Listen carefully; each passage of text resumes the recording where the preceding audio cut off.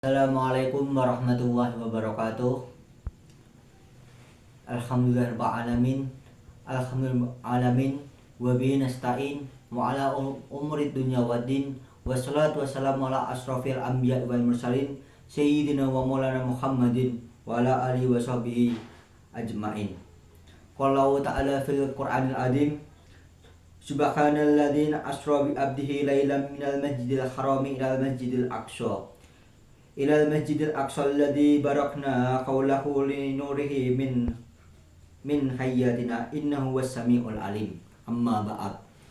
Yang saya hormati Ibu pengampu mata kuliah Public Speaking, Ibu Swesti Maharani, serta teman-teman mahasiswa IAT angkatan 2022. Pertama-tama kita haturkan puja dan puji syukur kehadirat Allah Subhanahu wa taala yang telah memberikan nikmat waktu, nikmat kesehatan, nikmat hidayah sehingga kita dapat berkumpul pada kesempatan kali ini. Shalawat serta salam tidak lupa kita curahkan kepada junjungan kita Nabi Agung Muhammad SAW yang telah membawa ajaran Islam sehingga dunia dipenuhi dengan kepintaran. Semoga kita termasuk dari umat beliau yang menerima syafaat di yaumul kiamah kelak. Hadirin sekalian, di sini saya akan sedikit membahas tentang peristiwa Isra Mi'raj Nabi Muhammad SAW. Seperti yang telah kita tahu, peristiwa Isra Mi'raj Nabi Muhammad SAW itu merupakan peristiwa yang amat luar biasa, sehingga dengan akal pikiran kita ataupun dengan teknologi pada masa sekarang itu tidak mungkin terjadi. Peristiwa Isra Mi'raj ini juga menghasilkan apa yang menjadi kewajiban bagi umat Islam, yaitu sholat 5 waktu, yang mana merupakan salah satu ibadah yang paling pertama ataupun yang paling berat nanti timbangannya di hari akhir. Baik, hadirin yang saya hormati, peristiwa Isra Mi'raj ini terdiri dari dua kata, yaitu Isra dan Mi'raj. Yang mana Isra sendiri itu bermakna perjalanan dari Masjidil Haram ke Masjidil Aqsa oleh Nabi Muhammad. Kemudian Mi'raj yaitu perjalanan dari Masjidil Aqsa hingga ke Sidratul Muntaha. Peristiwa Isra Mi'raj ini tergambar ataupun tertera dalam Al-Quran pada surat Al-Isra ayat 1 yang telah saya bacakan di mukadimah tadi, yaitu Subhanalladzi asra bi abdihi lailan minal masjidil haram ilal masjidil aqsa alladzi barakna haulahu linurihi minal ayatina innahu was-sami'ul alim. Dalam membahas ayat ini, Imam At-Tabari dalam kitab tafsirnya Tafsir Tabari itu menjelaskan bahwa peristiwa Isra Mi'raj ini merupakan sesuatu yang sangat sahih. Peristiwa ini sudah diriwayatkan lebih dari 20 qaul, sehingga peristiwa Isra Mi'raj ini sangat bisa dipercaya. Tidak ada keraguan dalam peristiwa ini. Dalam Tafsir Tabari juga diterangkan bagaimana peristiwa Isra Mi'raj itu terjadi. Pertama, ataupun peristiwa Isra sendiri itu Nabi Muhammad SAW itu ada qaul yang mengatakan bahwa itu ketika Nabi Muhammad sedang bersama sahabat. Ada qaul yang lain itu ketika sehabis sholat Isya. Jadi Nabi Muhammad dalam melakukan perjalanan ini dibimbing oleh malaikat Jibril. Ketika Nabi, salah satu qaul dalam Tafsir Tabari itu ketika Nabi tidur dia dibangunkan oleh malaikat Jibril. Kemudian dia dibimbing malaikat Jibril untuk menaiki buraq. Tapi sebelum menaiki buraq ini, dada Nabi Muhammad itu dibedah oleh malaikat Jibril, dibersihkan isinya dengan air zam-zam sehingga dada ataupun isi dari hati Nabi Muhammad ini penuh dengan iman dan risalah Islam. Untuk tunggangan Nabi Muhammad sendiri yaitu Buraq. Ini Buraq itu diambil dari kata Buraq sendiri atau Buraq itu dari bahasa Arab yang bermakna kilat. Ini menggambarkan bahwa bagaimana cepatnya hewan Buraq ini dalam melakukan perjalanan. Dalam salah satu hadis yang diriwayatkan oleh Ibnu Abbas diterangkan bahwa bentuk atau rupa Buraq itu dia berpipi seperti manusia, memiliki ekor seperti unta, berkaki seperti unta, dan berkuku seperti sapi. Dia juga memiliki janggut seperti kuda. Buraq ini memiliki kecepatan cahaya sehingga tidak ada manusia pun selain Nabi Muhammad yang bisa menunggangi ini. Karena Nabi Muhammad sendiri itu walaupun dia seorang manusia, dia merupakan manusia yang sangat istimewa. Beliau tidak lahir melalui proses yang sama seperti kita.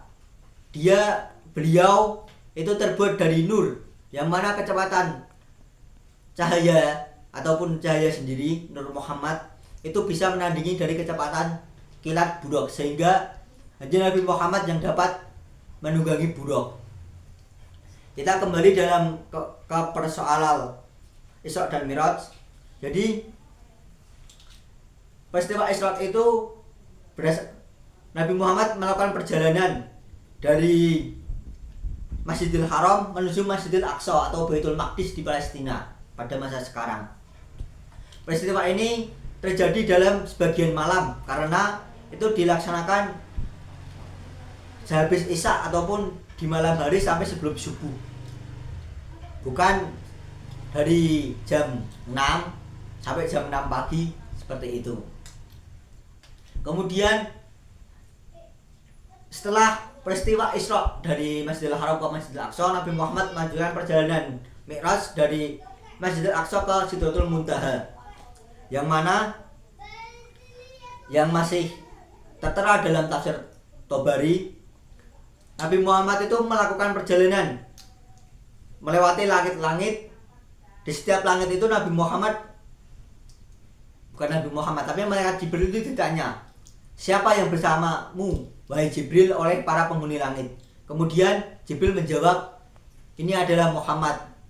Kemudian malaikat penghuni langit menjawab kembali, "Apakah dia telah diutus?"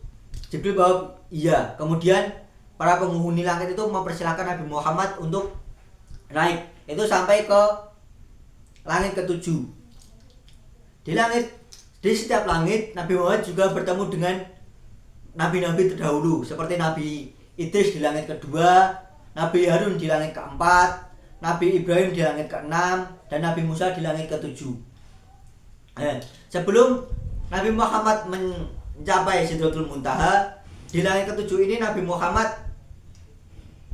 bertemu dengan Nabi Musa, yang mana Nabi Musa ini merupakan salah satu nabi yang pernah berbincang dengan Allah Subhanahu wa Ta'ala. Sehingga ketika Nabi Muhammad datang, Nabi Musa juga terkejut bahwa ada seorang nabi yang lebih tinggi derajatnya daripada beliau. Ketika Nabi Muhammad kemudian sampai di Sidratul Muntaha, kalimat yang diucapkan Nabi Muhammad untuk menyapa sang malaikat ini terabadikan dalam bacaan tahiyatul akhir, yaitu at-tahiyatul mubarakatus shalawatut thayyibatu lillah. Kemudian dijawab, "Assalamu alayka ya ayyuhan nabi wa rahmatullahi wabarakatuh." Kemudian dijawab lagi, "Assalamu alayna ya ibadika sholihin." Kemudian para malaikat itu membalas dengan asyhadu alla ilaha illallah wa asyhadu anna muhammadar rasulullah. Di Sidratul Muntaha ini kemudian Nabi Muhammad mendapat perintah untuk melaksanakan sholat. Yang mana ketika Nabi Muhammad sudah mendapatkan perintah ini, beliau turun ke langit ke-7. Hadirin yang terhormat, baik di kita selanjutnya di langit ke-7 ini Nabi Muhammad berbincang dengan Nabi Musa, karena perintah sholat itu pada awalnya dilakukan dengan dilakukan sebanyak 50 kali. Yang mana Nabi Musa merasa bahwa jumlah itu sangat banyak sehingga mengusulkan ataupun menyarankan kepada Nabi Muhammad untuk meminta keringanan kepada Allah Subhanahu wa taala. Itu berlangsung dikurangin terus dari 50 atau dalam kaulon 55, terus kemudian turun sampai 5 kali. Sampai dengan ke 5 kali ini, walaupun jumlah rakaat sholat ataupun jumlah sholat 5 waktu, sholat wajib itu cuma 5 kali, tapi memiliki pahala ganjaran layaknya sholat 50 ataupun 55 kali. Dalam peristiwa ini Nabi Muhammad juga mengimami para nabi terdahulu, sehingga ini merupakan gambaran bahwa syariat ataupun ajaran yang hanif, yang lurus itu ajaran Nabi Muhammad, yaitu Islam sendiri. Baik hadirin yang terhormat, selanjutnya mengenai dengan peristiwa Isra Mi'raj ini, itu mengandung berbagai macam hikmah bagi orang Islam pada zaman sekarang.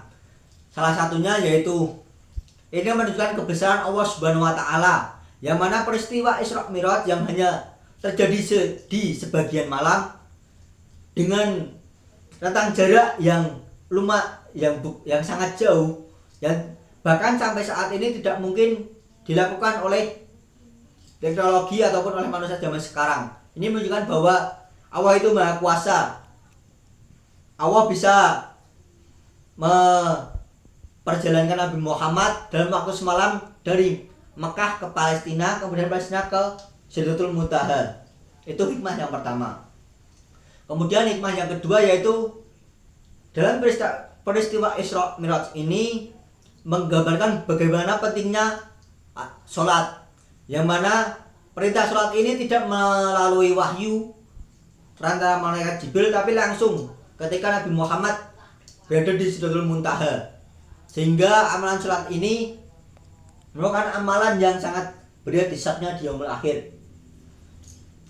Kemudian seperti yang telah saya jelaskan bahwa Nabi Muhammad mengimami para nabi, ini juga mengandung hikmah, yang mana itu menggambarkan bahwa syariat-syariat dahulu itu gugur tergantikan dengan syariat Islam. Kemudian hikmah yang keempat ini menunjukkan mukjizat Nabi Muhammad, menunjukkan keistimewaan Nabi Muhammad, yang mana hanya Nabi Muhammad seorang yang bisa mengikuti ataupun bisa berada dalam kecepatan cahaya. Akhirul kata, mungkin itu sekian dari saya, kurang lebihnya mohon maaf. Wallahul muwaffiq ila aqwamit thoriq. Assalamualaikum warahmatullahi wabarakatuh.